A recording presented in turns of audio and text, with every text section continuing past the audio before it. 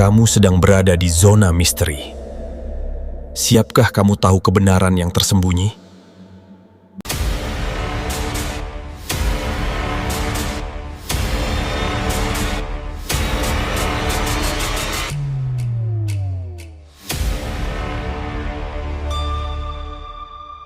Di Indonesia, ada tempat-tempat yang tidak tercatat di peta digital.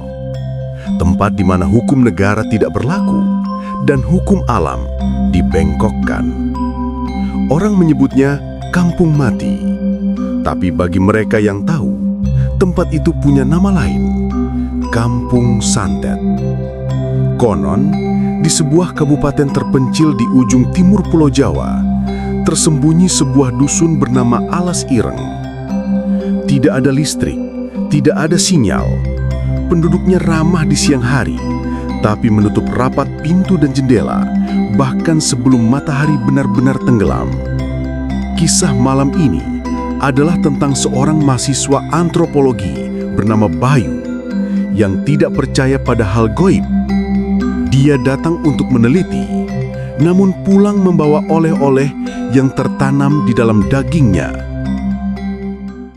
Tahun 2018, Bayu nekat masuk ke Alas Ireng meski sopir travelnya menolak mengantar sampai masuk ke gerbang desa. "Saya cuma sampai sini, Mas. Jangan makan apapun yang warnanya merah di sana."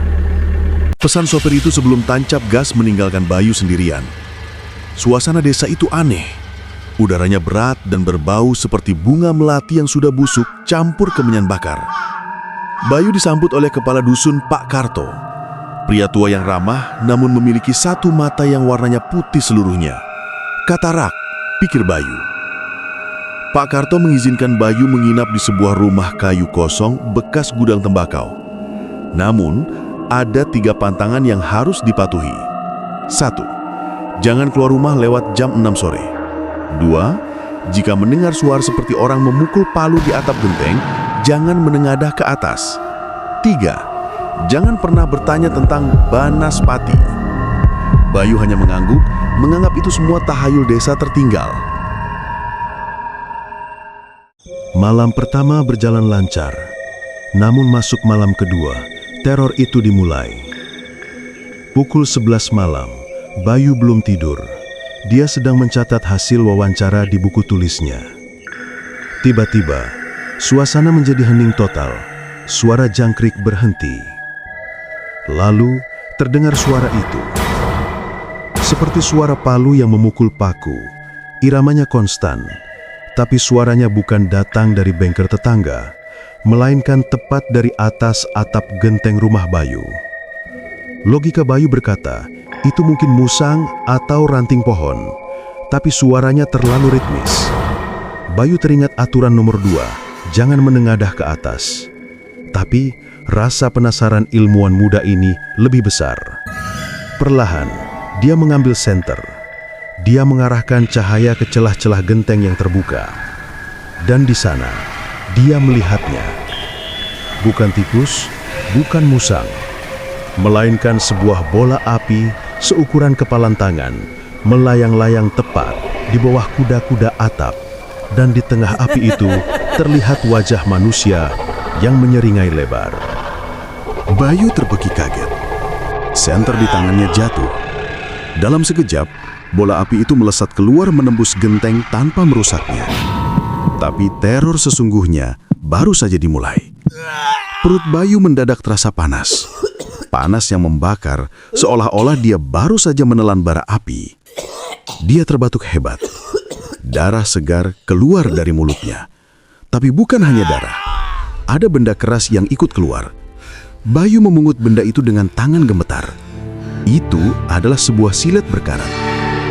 Di luar rumah, dia mendengar suara gaduh. Bukan suara manusia, tapi suara ledakan-ledakan kecil di udara. Bayu mengintip dari celah jendela. Pemandangan di luar membuatnya membeku. Di langit-langit desa Alas Ireng, terlihat puluhan bola api berwarna merah dan hijau saling bertabrakan di udara, seperti perang kembang api. Ternyata, malam itu adalah malam pengiriman. Malam di mana para dukun di desa itu saling mengadu ilmu, mengirim santet ke desa seberang atau menangkis serangan yang datang. Dan Bayu, dia berada tepat di tengah medan perang itu. Rasa sakit di perutnya semakin menjadi. Kali ini dia merasakan ada yang bergerak-gerak di bawah kulit perutnya, seperti cacing atau kawat. Bayu sadar dia harus pergi. Persetan dengan penelitian, persetan dengan aturan Pak Karto. Dia mendobrak pintu dan lari sekencang-kencangnya menuju jalan keluar desa. Gelap gulita, dia hanya mengandalkan cahaya bulan. Di sepanjang jalan, dia melihat rumah-rumah penduduk terbuka pintunya. Di setiap teras, duduk warga desa dengan posisi bersila, mata terpejam, dan mulut komat kamit. Mereka tidak peduli pada Bayu yang lari ketakutan. Mereka sedang bekerja. Saat mencapai batas desa, Bayu mendengar suara Pak Karto berbisik tepat di telinganya, padahal tidak ada siapa-siapa di sana. Wis kudu mlebu, lali dalan metu. Bayu terus lari sampai dia pingsan di pinggir jalan aspal, 5 km dari desa. Bayu ditemukan oleh warga desa sebelah keesokan paginya. Dia selamat. Secara fisik dia masih hidup. Tapi saat dia dibawa ke rumah sakit di kota untuk ronsen karena perutnya sakit, dokter terdiam.